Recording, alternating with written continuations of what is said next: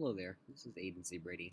I'm the mod developer of Mekanism, and I'm going to be going over some of the essential features of logistical transporters and just overall item transportation and management in Mekanism 5.6. To start off, the main new feature is the Logistical Transporter, and some of you might recognize this from previous versions. It looked like any other Mekanism transmitter, but with a golden apple in the front, I believe. And I have basically finished the job and retextured, and got it looking nice, and got it working. And so we now have official item and block transfer pipes in Mekanism. So I'm going to go over the main features of these, and hopefully you can get these done in a short amount of time. So to start off, place these on the ground. They look pretty nice. We can connect them up to a chest, and you see that it'll connect. It can connect to any valid inventory that has accessible slots from that specific side it's trying to insert from.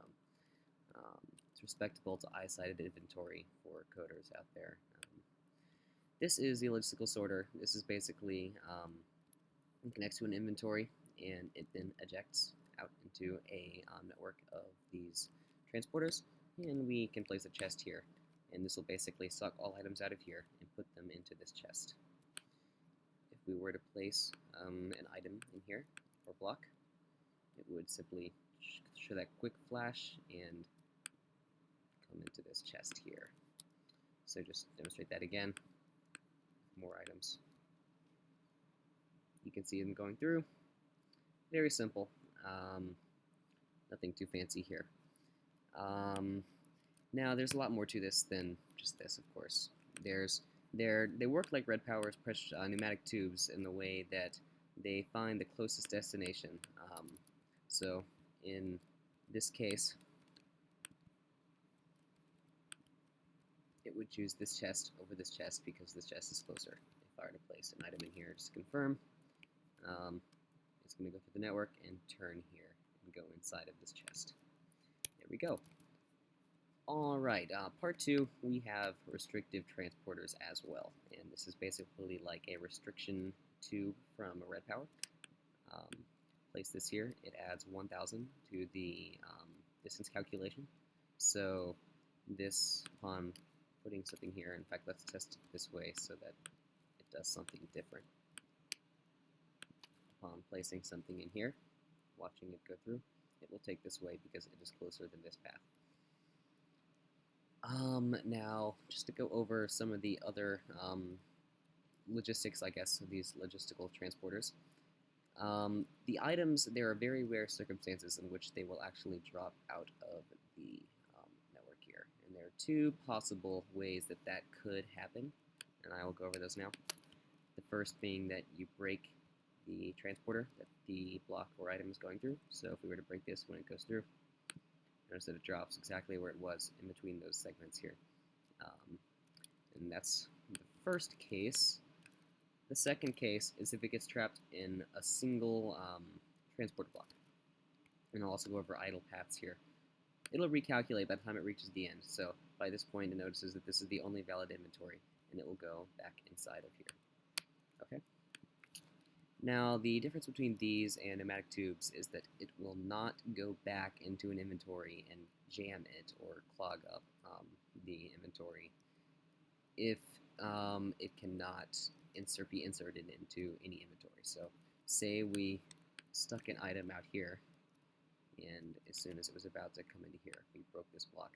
It would turn around and it would find the, basically what the calculation does, it finds the farthest transporter from its location, and it goes to that location and then recalculates once it reaches the end. And if it doesn't find another path to go to, then it will simply do the idle path calculation again, find the farthest from it, and recalculate. So it's using this, first of all, because it's farther distance, but because, of course, we have this restrictive transporter here, which counts for 1000 blocks. So it's going to keep going back and forth here, trying to recalculate each time it reaches the end, until it has a valid destination. So if we were to place this here, it would be able to come through this transporter, and it would notice it can go through, and it would keep going through until it reaches the end. Now, it's not recalculating every tick, like I said. It's only going to be recalculating when it reaches the end of the idle path, which is basically the farthest located transporter from its current location. Let me turn off the music one sec. All right. There are more features of this, specifically using the configurator, and this adds in a red power like color sorting mechanic. If we were to place a chest here in the Logistical Transporter, it's obviously going to try to go here first, but if we change the color code to dark blue,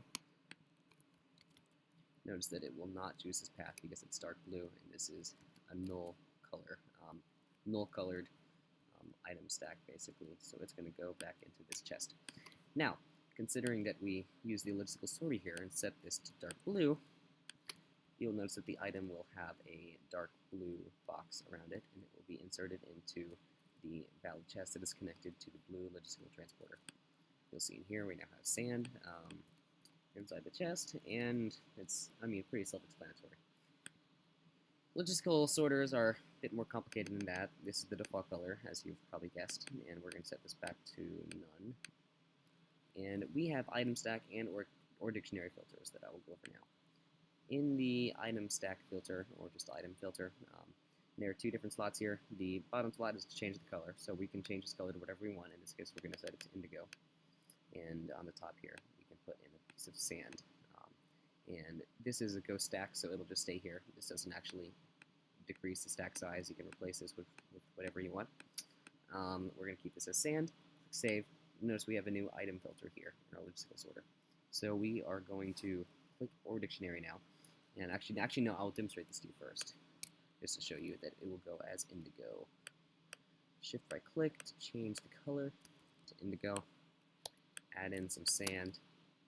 Notice the indigo box, and it will go this route. Just like that, we have sand. All right.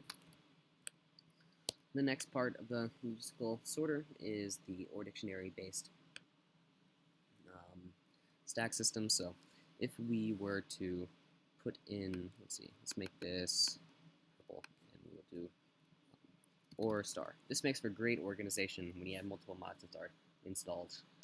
First enter here. Notice that this will start iterating through the possible blocks or items associated to that or dictionary key, and this basically will accept any item that its or dictionary key starts with or, and it will be outputted with a purple color code. So if we were to put in gold or, it doesn't because it's not registered with the or dictionary, but if we were to do copper or,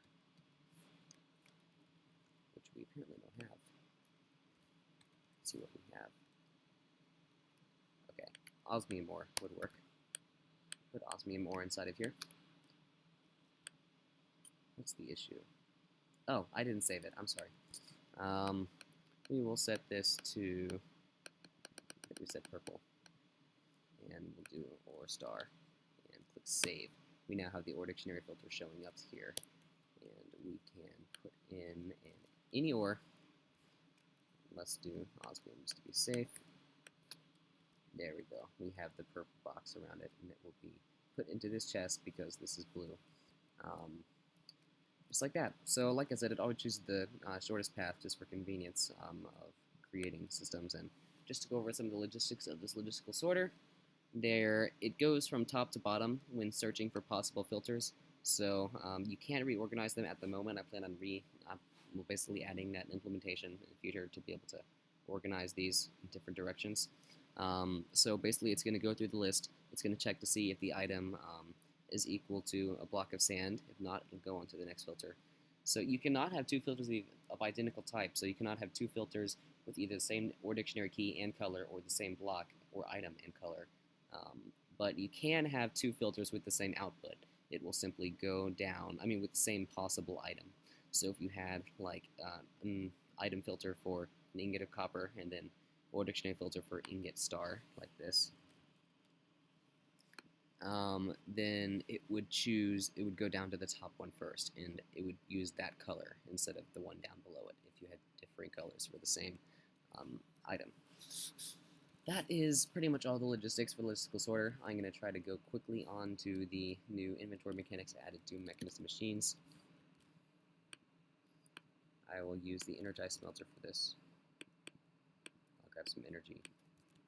Alright, the energized smelter, you can place it down. You will notice the new configuration tab. And before, to modify a machine's output sides, you would simply use a configurator and right-click to see the color or to see the rendered overlay. Shift right-click to bump that up to a new value. This functionality is still here, but you'll notice the configuration tab allows you to do this from an interface just like thermal expansion does. So we can go through these different possible things. It'll just bump it up once until it goes all the way around. It'll just keep looping. And the auto eject can be turned on by clicking this button here. And it will basically eject each time that the machine outputs an item. So if we set this side to be blue, which is always output for my machines, and we put in some energy, and we put in something that could be smelted, such as the sand, it would simply fire up the energized smelter, and it would go into this chest here as soon as it finished. Ta-da! We have glass in this chest.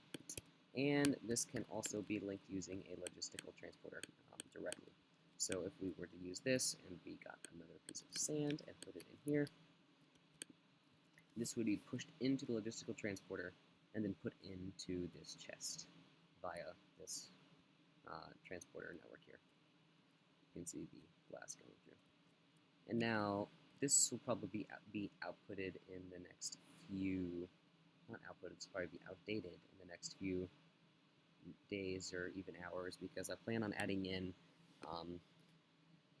basically filter-based configuration support for machines, so that you will be able to select what color which side outputs for basically as a whole. So you will be able to say select that this side will output all items that it wants to output as green, and it will be put into the Logistical Transporter network as a green item. So, I mean, I don't know if you understood that at all, but it's kind of my goal for ongoing development. And that, I think that's all in regards to inventory management. There have been some other new features added to 5.6, but I will go over those in a later video. So I hope you guys enjoyed watching this. I'm going to start trying to make these new videos soon, just because of the lack of documentation for Mekanism. And I guess I hope you guys enjoyed, and have a nice day.